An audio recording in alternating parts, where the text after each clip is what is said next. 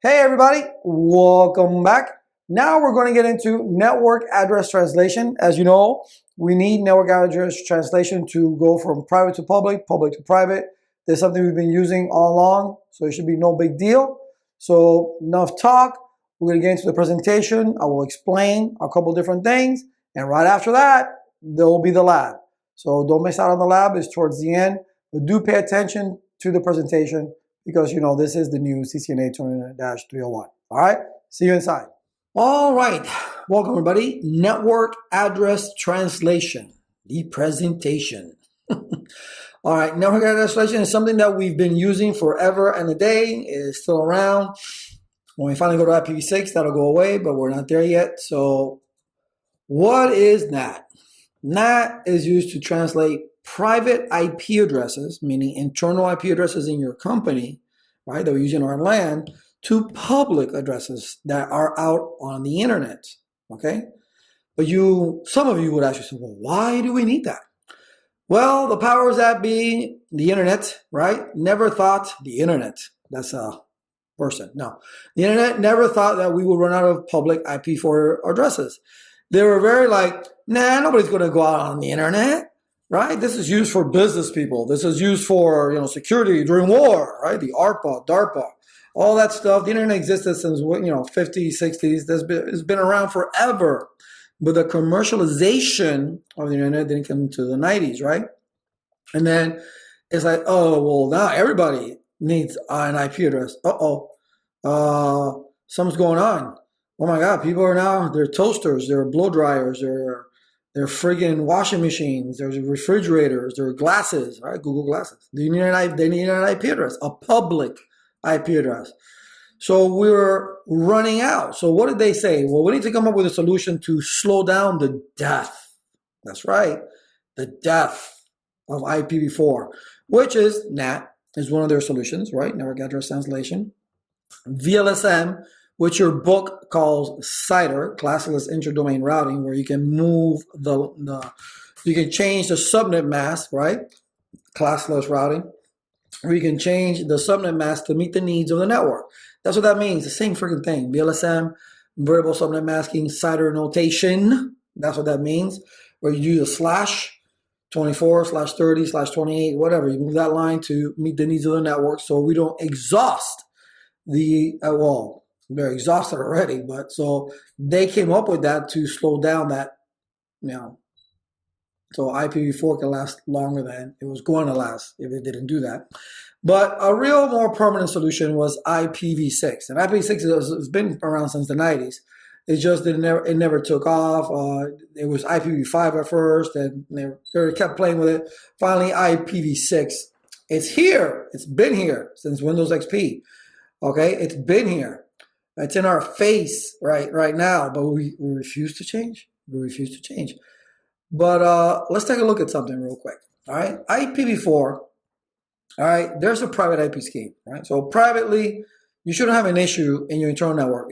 And I see this not every day, but every so often, especially when I was working in the brick and mortar, consultants that were trying to get their certification would come to me and tell me, "Hey, Laz, I've run out of Class C private addresses."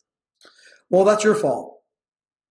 That's your fault for not, shooting yourself in the foot, not thinking ahead. If it's private, why don't you use a Class B? Well, that's going to create, more noise. How is that going to create more noise on your network if you're using a Class B versus a Class C? I don't understand that. I can understand if you have a Class B address using the default mask of a 16 and you have everybody on VLAN 1. Yeah, that would be a problem. Okay, and you have that many people, 65,534 people on that one. Yeah, that's an issue. Okay, but that's not the case, people. Okay, that's not the case. Why are you running out of private IP addresses on our network? Right? Because you're not procrastinating, forecasting or looking ahead of the future of this particular business and how they're going to grow. Okay, so that's your own fault. Now, publicly, that's a different story. But let's take a look at what is the public IPv4 scheme? Every other address. So if you have a 9, that's a public address. If you have an 11 in the first octet, that's a private address. If you have a 172.15, that's a public address. If you have a 172.32, that's a public address. If you have a 192.169, that's a public address. If you have a 192.167, that's a public address. If you have a 191, that's a public address. All right. So everything else not shown in that breakdown, class A, B, and C, that's not shown there. Every other address is publicly registered address that you need to go online. But let's see, IPv4 in total have 2.4 billion addresses. And the world population is 7.5 billion. Is that an issue? I think so. So that's why IPv6 has 340 undecillion. Now, to me, that's foreign, I can go, up to trillion because, the national debt and all that stuff. All right, trillion. But undecillion, I didn't know that thing even existed. All right, so I looked this up just for the hell of it. Quadrillion, quintillion, sextillion, septillion, octillion. And if you look online and you Google it, they say that every person in the world can have that many nonillion, am I saying that right? Nonillion, whatever, addresses, and, in the world. And you still not run out because you have 340 undecillion. That's where I put hello. Are we really going to run out of IPv6 addresses? No. So what's the problem? Why aren't we there yet? Because it's hacks. So people do not embrace it as they should have, right? People are like, what in the world? Because I know when I first saw IPv6, I was like, what the hell is this? I have no idea what the hell I'm looking at. I finally embraced it. I looked at it. I studied it. I tasted it. I smelled it. I felt it. It was, okay, I get it. It's better, right? You still need to don't fall into that trick. IPv6 has IPsec built in. You'll have it very secure. All this stuff. I'm trying to sound professional. No, okay. You still need to be concerned about. Yeah, you need to configure IPsec. You need to configure a whole bunch of different things, okay, for your security. Remember, security is layers. Just because you have IPv6 on your network does not make you secure, okay? So don't fall into that trap. But again, there's another security class we're talking about NAT. And these are the things.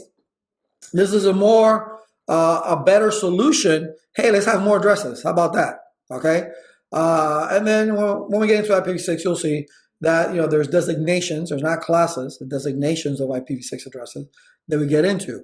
But they do have features in IPv6. So we do have NAT PTE, NAT for IP version 6. But people really don't like it, and they say, don't use it, don't use it.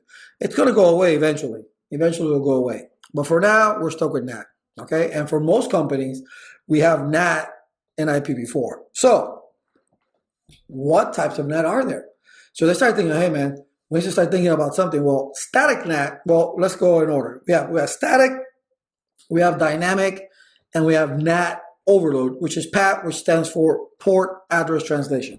And here we go. This is where your book starts screwing with you, okay? Because now they're putting in source ports from that specific range of ephemeral ports. I believe that's the range. Or if not, they're using the dynamic registered port range, right? So that table that I gave you, okay, in previous lectures, know that table because in the book they're using those ports. It's amazing how they know that, okay? That is choosing that because so far I've tried it and I haven't got one of those ports, okay? But anyway, those are the three different types of NAT. And PAT, NAT, overload is the most preferred method because you have one public IP address that your ISP gives you. Because when you purchase WAN service through your provider, your ISP, I know they did it back in the day. They gave you 5 public IP addresses. One will always be for the router, and then the other 4 can be whatever you want it to be. Okay. Or but if you have PAT, all you need is one address. And you have 65,000. And listen, if you work with 65,000 people, more power to you. I mean, you must work for a humongous company. All right. I can imagine the size and complexity of that network.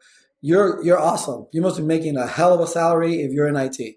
Okay, that's good for you. All right. So, but if you're not, this is more than enough. More than enough. Okay, more than enough. Then you have dynamic. And you feel okay. Well, that sounds pretty cool.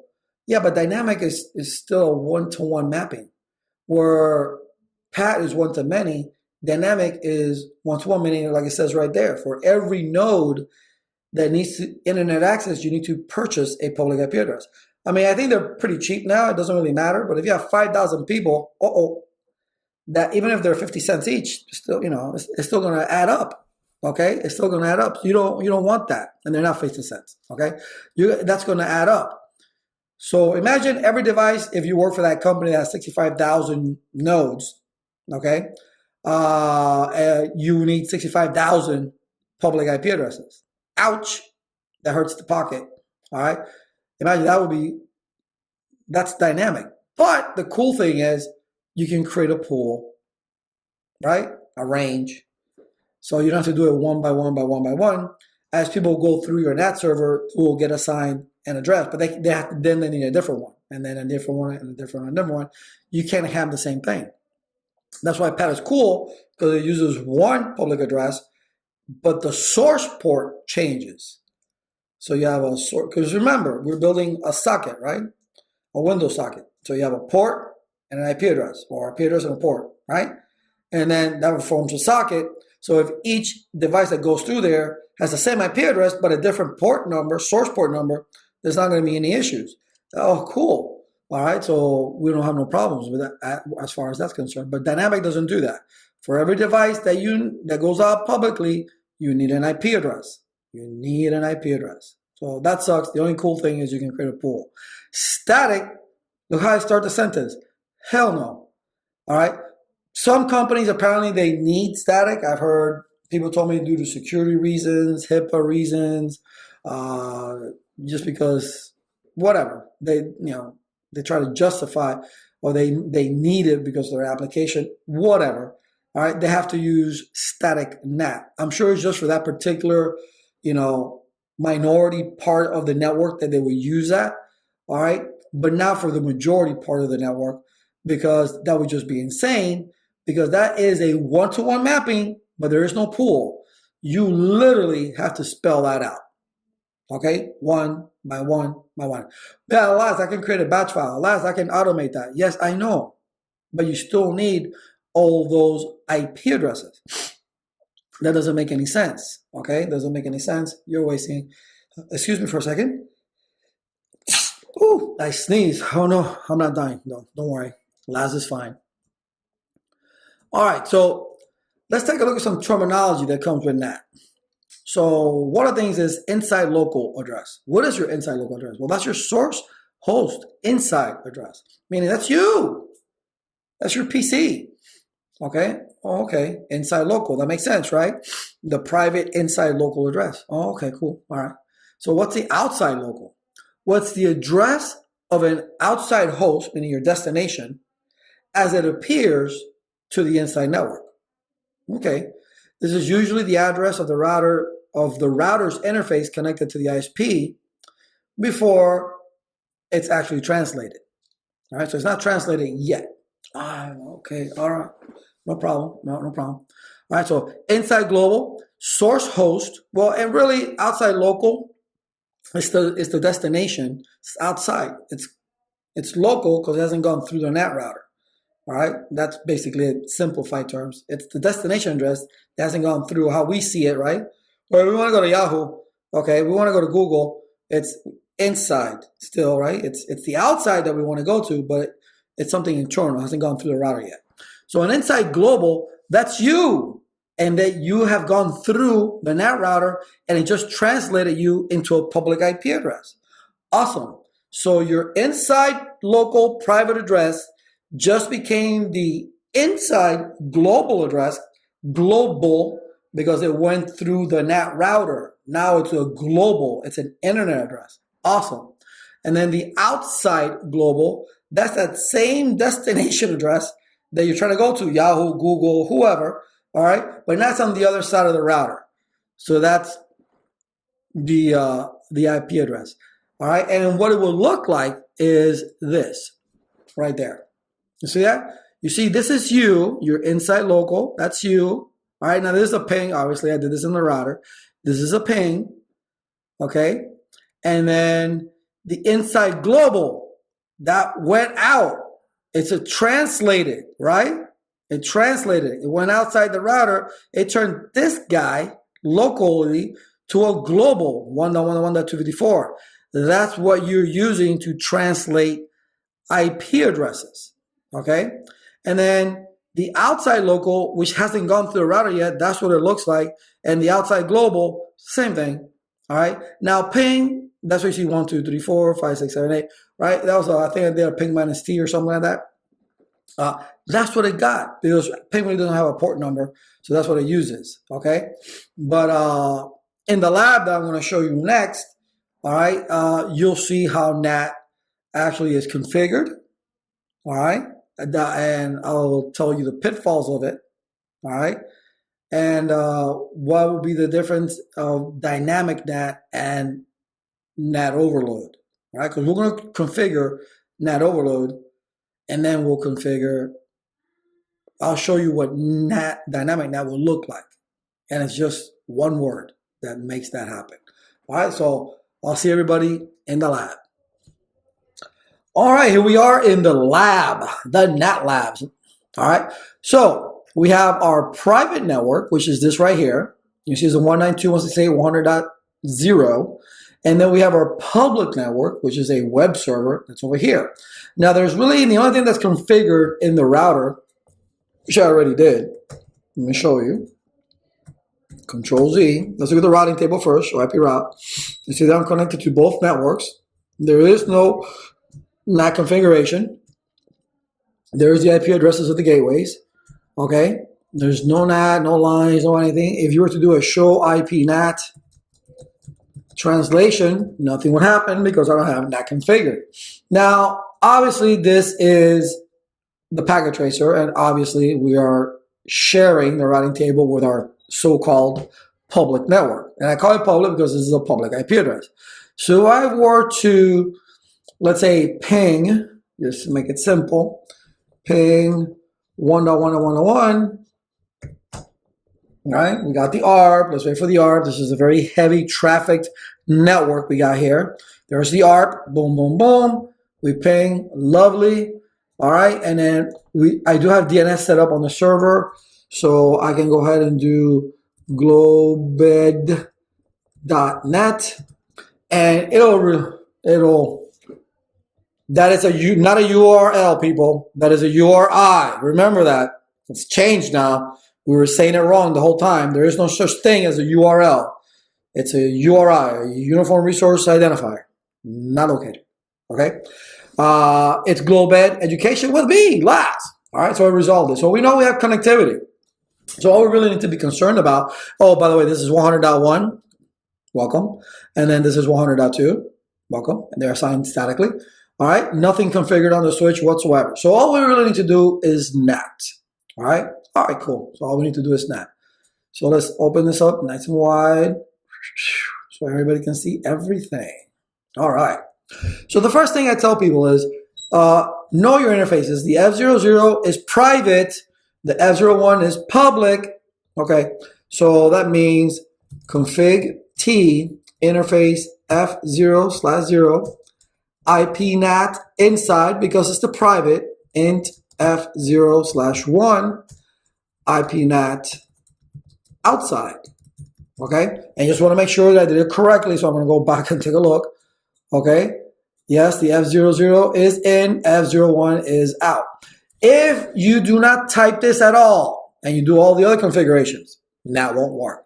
If you got this in reverse order, NAT won't work. If you missed one interface, NAT won't work. All right. So this is extremely important, whether you're configuring it or troubleshooting.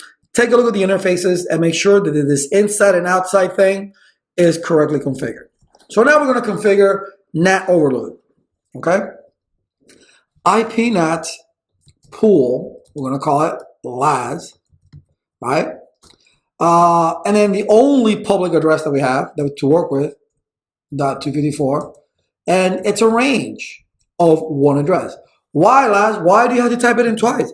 Because it's made to type in a range, but we have a range of one address. So if there's two slots that need to be filled, the beginning address, the ending address. In our case, it's just one damn address. So it's the same address twice, okay? Then we type in net mask. Again, I'm in uppercase because of my eyes. Net mask is 255.255.255.0. All right, enter. Cool. So, I did it under the interface. Well, gadget. All right, I have to do it in global configuration. I'm sorry. So there you go. I did it in the interface. I forgot to go outside the interface. You have to do it in global configuration. So I just up arrowed, and there it is. All right, so that's IP NAT pool LAS. And then we have range of one IP address, the net mask. There it is. So the next thing that I like to do is I like to do my access list. Who am I permitting to use this NAT? All right, so we only got one network. Okay, so we're going to say it's a standard access list. Access list 1. Okay, network 192. Oh, permit. Haha.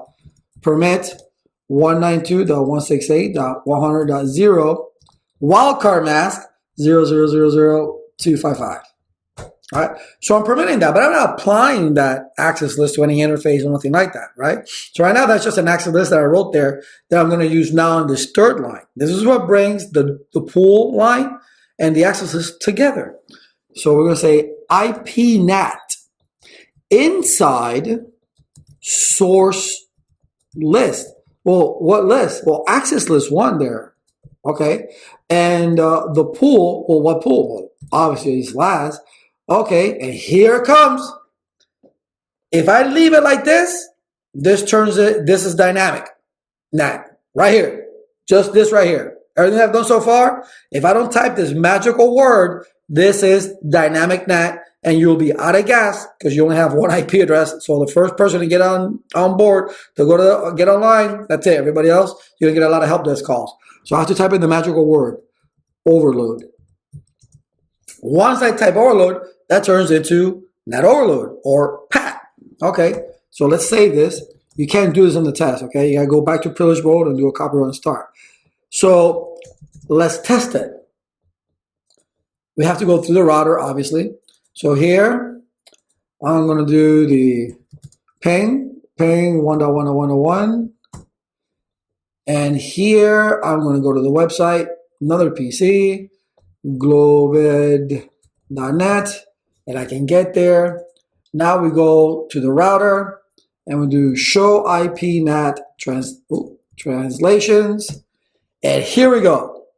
Here we have so you know it's working because it's translating. It's translating your local IP address right here 4 times, right? Because we pinged to that global address. And this is the destination we're headed to. Locally, you see it that way, and globally, you'll see it that way. It's the same damn address that you're trying to get to. The one that changes is your IP address on your PC, the user. Now, when we're pinging, you see it's 1234, 1234. But look what happens to when I went to the web page. It's using 1026 above the well-known. So it's using it from the privately registered user ports. It's above 1024, above the well-known ports. So it's using that as a source port number, okay? And this right here is the destination port number. Now, obviously, for today's certification, you need to know both and the direction the packet is going in, because when you start securing your routers with access lists, you may not configure according to the CCIEs that have taken the CCNA now and say there's no simulations, that you probably just get a snippet, you're taking a look at it, and based on what you see, you answer the multiple choice question, or it could be a drag and drop. I don't know.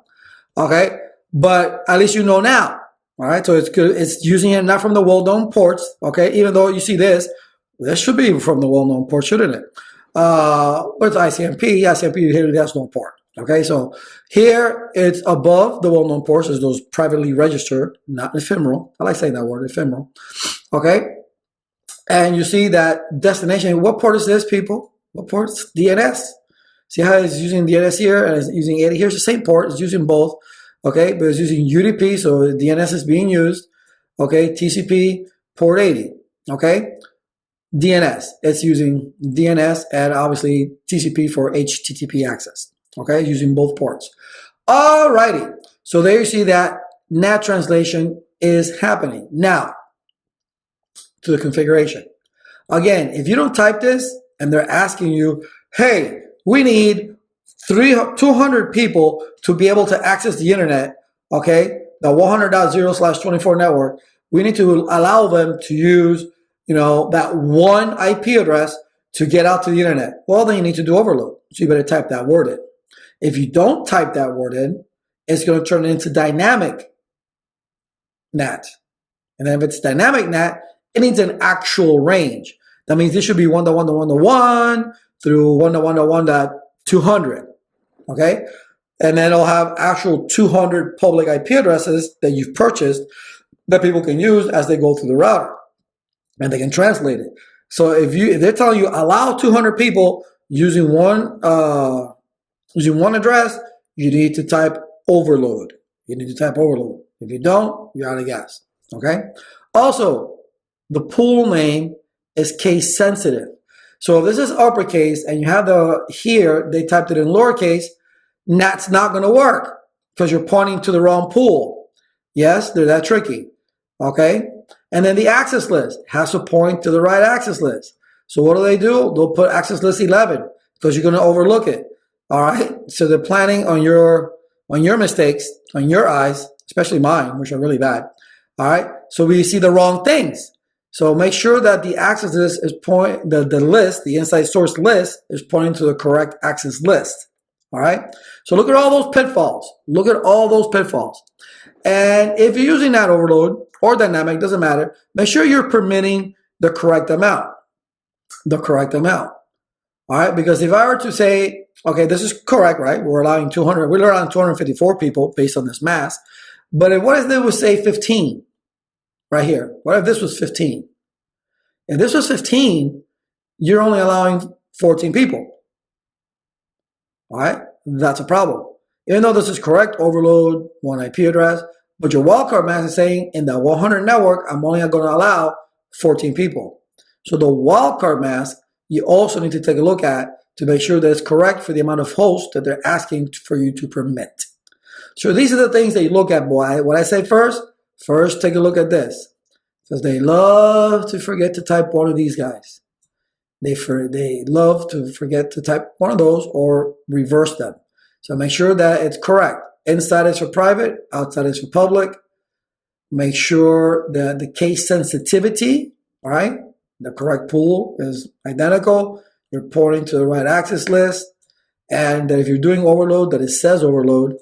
And if you can have overload and you can have an actual range. You can have 1.1.1.3 and 1.1.1.10. It doesn't matter. You can still type overload, and you're gonna allow hundreds of thousands of people to get out. Okay, so it doesn't really at that point. Once you type in overload, it doesn't matter if you have an actual range or just one IP address. It doesn't matter. All right, but make sure that that overload is there if you need to permit lots of people and you only have one IP address. All right, that would be the problem. And make sure if you are going to do dynamic, they say dynamic NAT is configured, but not everybody can get online. We'll see how many IP addresses are here, all right, and how many IP addresses are you allowing, okay? It could be more than what you have here, then that would be, you're out of gas, so then you would need to put overload. So see, these are the things that will get you when it comes to NAT, all right? And in the presentation, I showed you the terminology, all right? Not the terminology, what was I saying? Oh yeah, the different types of NAT, one-to-one mapping, one-to-many using a pool, and then overload. And you did look at the terminology of the inside local, inside global, and you see it right here. Inside global, inside local. Know this terminology, who's who, destination, always going to be destination, always going to be destination. All right, this is going to be source, source, okay, the source. All right, and this is you being translated. You being translated. So that's your IP address on the internet. Your IP address out on the internet. That's it. That's all there is to NAT. Simple as that. See you in the next one.